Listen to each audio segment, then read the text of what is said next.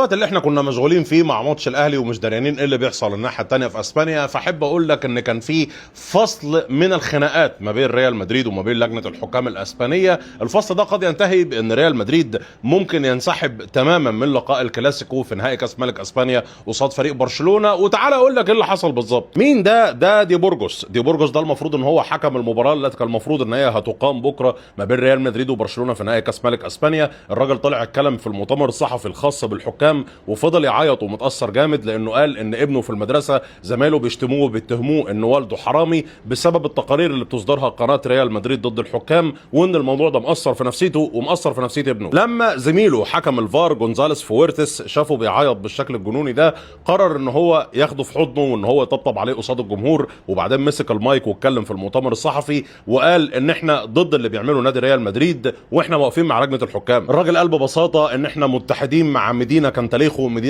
اللي ما يعرفش هو رئيس لجنه الحكام داخل الكره الاسبانيه، وقال ان احنا سنتخذ قرارات اكثر صرامه في الفتره القادمه وستشاهدون ذلك بانفسكم في ارض الملعب. بعدها قناه ريال مدريد الرسميه نزلت فيديو مدته 3 دقائق بيهاجم حكم الفار جونزاليس فويرتس. مش بس كده، ريال مدريد كمان اعلن في بيان صدر من قناه ريال مدريد الرسميه ان هو بيرفض تماما الاسلوب اللي جونزاليس فويرتس اتكلم فيه داخل المؤتمر الصحفي، واعتبر ان ده تهديد صريح بيضر مصالح نادي ريال مدريد وانه غالبا مش هيلعب مباراه الكلاسيكو. ودلوقتي اللي حصل ببساطه هو ان نادي ريال مدريد بقياده فلورنتينو بيريز هو مستني يشوف ايه اللي هيحصل بالظبط قبل ما يتخذ قرار.